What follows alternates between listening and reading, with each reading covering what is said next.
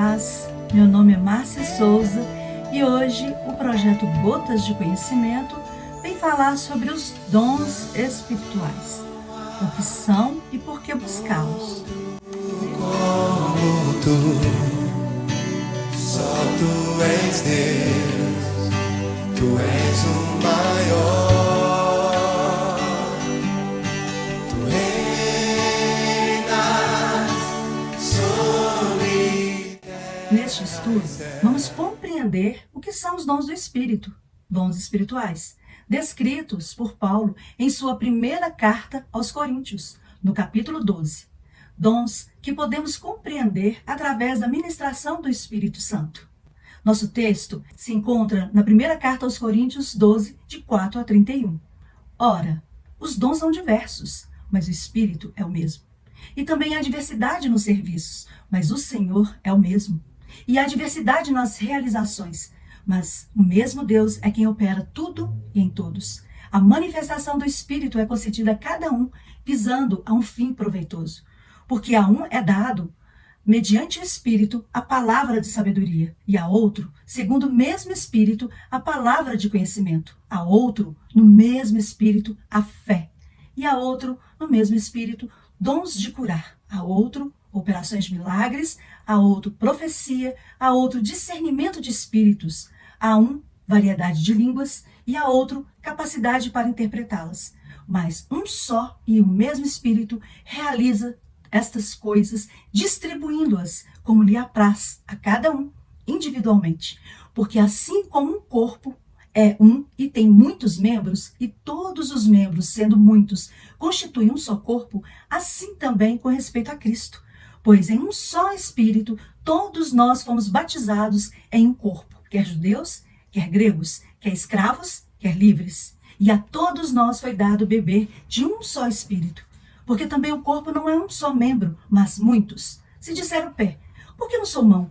Não sou do corpo, nem por isso deixe de ser do corpo. Se o ouvido disser, por que não sou olho? Não sou do corpo, nem por isso deixe de o ser. Se todo o corpo fosse olho, onde estaria o ouvido?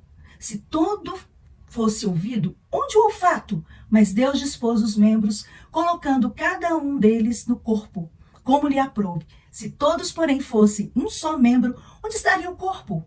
O certo é que há muitos membros, mas um só corpo. Não podem os olhos dizer à mão, não precisamos de ti, nem ainda a cabeça aos pés, não preciso de vós. Pelo contrário, os membros do corpo que parecem ser mais fracos são necessários, e os que nos parecem menos dignos no corpo, a estes damos muito maior honra. Também os que em nós não são decorosos revestimos de especial honra, mas os nossos membros nobres não têm necessidade disso. Contudo, Deus coordenou o corpo, concedendo muito mais honra àquilo que menos tinha, para que não haja divisão no corpo. Pelo contrário, coopere os membros com igual cuidado, em favor uns dos outros, de maneira que, se um membro sofre, todos sofrem com ele, e se um deles é honrado, com ele todos se regozijam. Ora, vós sois corpo de Cristo, e individualmente membros desse corpo. A uns estabeleceu Deus na igreja, primeiramente apóstolos, em segundo lugar profetas, em terceiro lugar mestres, depois operadores de milagres, depois dons de curar, socorros, governos, variedade de línguas. Porventura, são todos apóstolos? Ou todos profetas? São todos mestres? Ou operadores de milagres? Têm todos dons de curar? Falam todos em outras línguas? Interpretam-nas todos? Entretanto, procurai com zelo os melhores dons, e eu passo a mostrar-vos ainda um caminho sobremodo excelente. Os dons espirituais são de grande importância para a estrutura e crescimento da igreja. Eles capacitam a igreja em sua edificação e santificação, que servem para o aperfeiçoamento dos santos. Deus é absolutamente santo e perfeito, e por essa razão, a igreja precisa de santificação e de aperfeiçoamento. Os dons espirituais vêm ao encontro dessa necessidade. O apóstolo Paulo inicia uma abordagem sobre a realidade na igreja de Coríntio. Desde o seu início, desde que o evangelho chegou à cidade de Corinto, os dons espirituais já se manifestavam no meio da igreja. Em 1 Coríntios 1, 7, Paulo faz a seguinte declaração: de maneira que não vos falte nenhum dom, aguardando vós a revelação de nosso Senhor Jesus Cristo. Esta declaração se referia exatamente à mesma que ele escreveu no capítulo 12. Naquele momento, Paulo escrevia à igreja que o conhecia pela forma como pregou o evangelho por meio das manifestações do poder de Deus.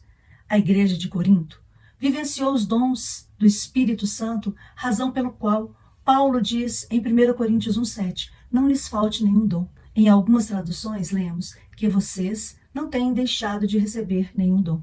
De todas as 9 manifestações descritas no capítulo 12 que lemos, Paulo fala que a igreja não tinha falta de nenhum deles. Então, a igreja foi envolvida neste ambiente da manifestação do poder do Espírito Santo. Porém, o apóstolo Paulo mostra algo importante acerca dos usos desses dons. A igreja precisava de orientação e supervisão. Paulo fala a igreja como um corpo, um organismo, com membros que exercem funções associadas a dons concedidos por Deus. Algo diferente da igreja como organização institucionalizada. Havia muitas confusões na igreja de Corinto e Paulo as esclarece de maneira bem didática. A carta do apóstolo Paulo à igreja de Corinto pode ser dividida em 2 partes. A primeira parte fica em 1 Coríntios 12, de 1 a 11, que fala de dons espirituais e batismo no Espírito Santo, como um canal para o agir de Deus. O dom é um transbordamento da unção do Espírito Santo. E a segunda parte, 1 Coríntios 12, de 12 a 31, explica que a igreja de Cristo verdadeira não é um clube de associados, é um corpo.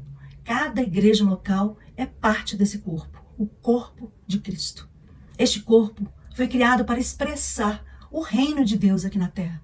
A parte que é vista em todo ser humano é o corpo, que é a casca visível da alma do homem, porque não se pode vê-la. O mesmo acontece com a igreja. Não podemos ver ao Senhor, mas a igreja deve expressá-lo. Mas o que são dons espirituais? Há pessoas que nem sabem o que é isso. Outras têm ciência deles, mas não conhecem o seu próprio dom. Outros ainda não sabem como usá-los. Em qual dessas situações você se encontra? Dom espiritual é uma habilidade especial, sobrenatural, dada pelo Espírito Santo, pela graça de Deus, aos membros da igreja, visando a edificação do corpo de Cristo aqui na terra. Se o cristão nasceu de novo, ele foi batizado em Cristo nas águas, ele está apto a receber de Deus os seus dons. Sabemos que os dons podem ser enterrados. Em Mateus 25, de 14 a 30, Jesus conta a parábola dos talentos. A maior lição dessa parábola nos mostra que teremos que prestar contas a Jesus da missão que ele nos confiou. Para cumprir a missão, ele nos dá recursos, como dons, bens materiais ou conhecimento. Esta parábola nos alerta para não desperdiçar os dons que o Senhor nos concede por sua graça e poder. O dom está ligado ao serviço, ao que fazemos. Fazer algo para glorificar o nome do nosso Deus. A carta escrita por Paulo para a igreja de Corinto é composta pelos 9 dons que dividiremos em 3 classes: elocução, revelação e poder. Na elocução, que é falar, nós temos variedade de línguas, que é um fenômeno sobrenatural, onde uma pessoa pode falar um idioma que nunca aprendeu ou pode pronunciar frases que podem ser desconexas, que a Bíblia chama de língua dos anjos. Um exemplo é a experiência dos crentes em Éfeso. Está em Atos 19, de 1 a 6. Interpretação de línguas. Não se trata de uma tradução de língua falada, mas sim de uma revelação do que está sendo falado naquele momento, naquela ocasião. Profecia é uma capacidade momentânea de transmitir uma mensagem, uma advertência, uma exortação ou revelação. Um exemplo é o prenúncio por parte do profeta Ágabo da prisão de Paulo. Está em Atos 21, de 10 a 11. Na revelação, nós temos palavra de sabedoria. Um exemplo é a sabedoria dada a Tiago sobre como deveria ser o comportamento dos gentios recém-convertidos, que se encontra em Atos 15, de 13 a 21. Ciência. Um exemplo é a fraude cometida por Ananias e Safira. Está em Atos 5, de 1 a 12. Discernimento de espírito. é a capacidade de discernir se algo vem do espírito humano, do espírito maligno ou do espírito de Deus. Um exemplo, o caso da jovem com espírito de adivinhação, que se encontra em Atos 16, de 16 a 18. Terceiro é o poder. No poder nós temos a cura. É a operação de Deus ao curar uma pessoa de uma enfermidade. Um exemplo é a cura do coxo na Porta Formosa, que está em Atos 3, de 1 a 8. Fé. Não é uma fé salvadora de crer em Jesus. Não é essa fé. Mas é uma fé de exercitar os dons espirituais. Maravilhas. Maravilhas é um milagre inexplicável. Exemplo, a ressurreição de Dorcas, que se encontra em Atos 9, de 36 a 41. Outro exemplo é a abertura do Mar Vermelho, que está em Êxodo 14, de 15 a 31. A igreja, como corpo de Cristo, deve ser estruturada por estes dons e buscá-los ardentemente. 1 Coríntios 12, a 31. Entretanto, buscai com zelo os melhores dons, e eu passo a mostrar-vos ainda um caminho sobremodo excelente. Qualquer dom que não visa a edificação da igreja não é dom espiritual. O dom é a maneira de como servimos a Deus. E a vontade de Deus é de que sirvamos aos irmãos. Em 1 Pedro 4, de 10 a 11 diz: cada um exerça o dom que recebeu para servir aos outros, administrando fielmente a graça de Deus em suas múltiplas formas. Se alguém fala, faça-o como quem transmite a palavra de Deus. Se alguém serve, faça-o com a força que Deus provê, de forma que em todas as coisas Deus seja glorificado, mediante Jesus Cristo, a quem sejam a glória e o poder para todo sempre. Amém. Dom é diferente de chamado. O chamado é uma tarefa que Deus nos atribuiu, ao passo que dom é uma ferramenta, um equipamento que Deus nos dá. Deus é coerente e os dons sempre são coerentes com o chamado. Exemplo, você tem dom de ensinar. Chamado, você pode ser um pastor, um missionário, professor na escola bíblica. Outro exemplo, dom de misericórdia. Chamado, trabalhar com crianças de rua, trabalhar em asilos. É importante saber qual é o seu dom, porque evita o seu envolvimento nas áreas das quais você não possua e, consequentemente, não irá frutificar. Quando sabe o dom que se tem, nos tornamos indesculpáveis, porque ter um dom é algo extraordinário. Os dons são como sementes, precisam ser regadas, adubadas, tratadas, para que se desenvolvam, e isso depende de cada um. Eles são irrevogáveis, não foram dados por merecimento. Vamos prestar contas diante de Deus se os usarmos ou não. Em Romanos 11, 29 diz: pois os dons e o chamado de Deus são irrevogáveis. Em 2 Timóteo 1, 6 diz: por essa razão, torna a lembrar-lhe que mantenha viva a chama do dom de Deus que está em você, mediante a imposição das minhas mãos. Podemos pedir a Deus um dom que não temos para abençoar aos irmãos.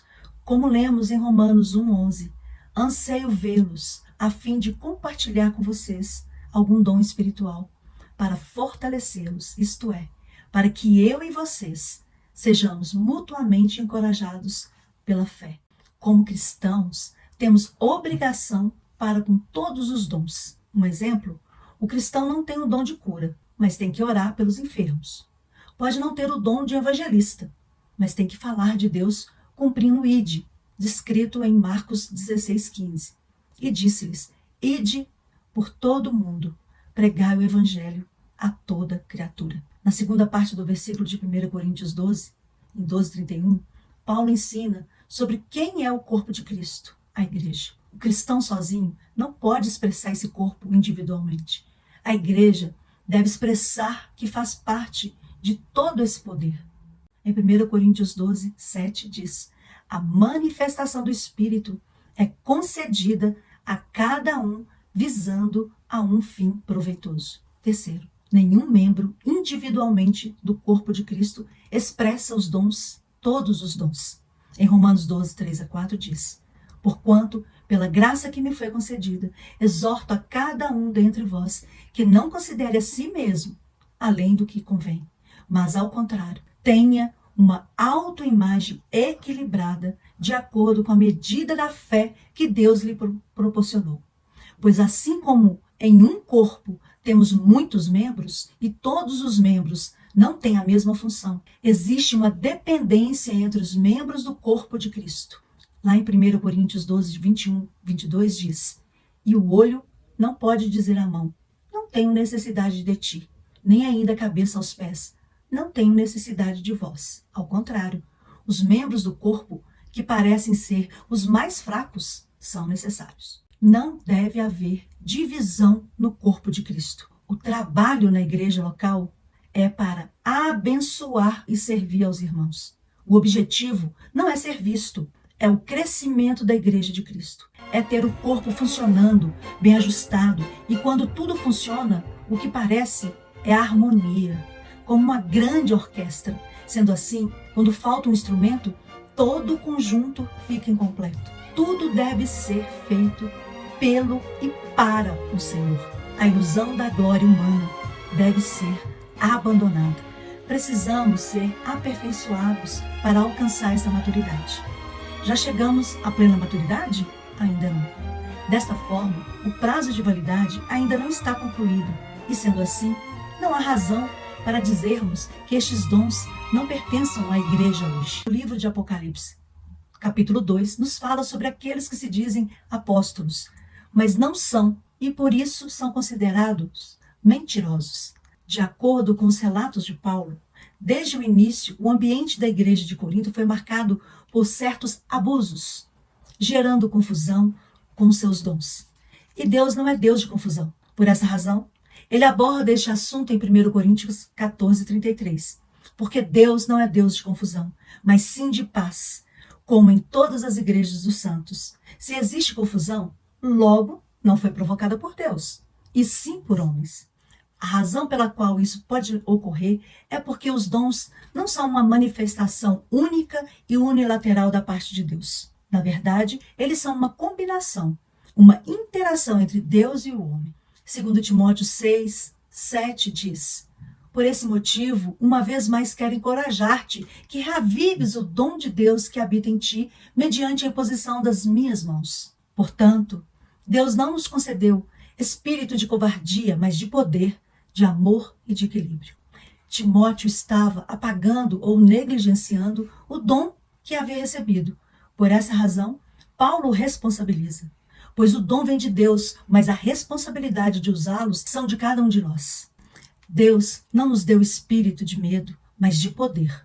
Esse é um dos motivos pelo qual Paulo orienta a igreja em Corinto sobre a responsabilidade deles de responder de forma correta à ação do Espírito Santo. Os dons foram dados para promover edificação e não confusão. O propósito dos dons é abençoar, não apenas aqueles que já creem, mas até mesmo aqueles que não creem, como se apresenta na carta de 1 Coríntios, no capítulo 14. Neste capítulo, Paulo orienta o correto uso dos dons. A expressão do poder de Deus convence. Jesus disse aos seus discípulos que, além de pregar, haveria sinais que os acompanhariam. Os sinais acompanham os que creem. Vejamos o que está escrito em Marcos 16, 17 e 18. E estes sinais acompanharão aos que creem. Em meu nome expulsarão demônios, em línguas novas falarão, pegarão serpentes com as mãos. E se algo mortífero beberem, de modo nenhum lhes fará mal. Sobre os enfermos imporão as mãos e eles serão curados. Fazemos parte de uma geração que precisa resgatar o ambiente da expressão do poder de Deus. Precisamos mais do que inspiração. Precisamos ter entendimento de como estes dons operam. Paulo deu orientação prática sobre como a igreja deveria usar os dons dentro dela. Vemos isto em toda a Bíblia. Devemos nos permitir ser ensinados a partir da perspectiva bíblica da palavra de Deus e caminhar debaixo da supervisão daqueles que já são mais maduros. Isso nos levará ao crescimento para o uso adequado dos dons, evitando a semelhança aos coríntios, que promoveram confusão, mas cumprindo o propósito de Deus para ser bênção. Chegamos ao final de nossa videoaula. Nela, você aprendeu que dom espiritual é uma habilidade especial, sobrenatural, dada pelo Espírito Santo pela graça de Deus e de essencial importância para a estrutura e crescimento da igreja, com vista em sua edificação e para o aperfeiçoamento dos santos. Saibam, meus irmãos, que Deus quer usá-los e que através da vida de cada um, Ele estará realizando os seus propósitos e manifestando sua graça abundante em sua igreja. Coloque-se integralmente e sem reservas diante daquele que deseja que você seja perfeito e perfeitamente habilitado para toda boa obra, como está escrito em 2 Timóteo 3,17. Vem!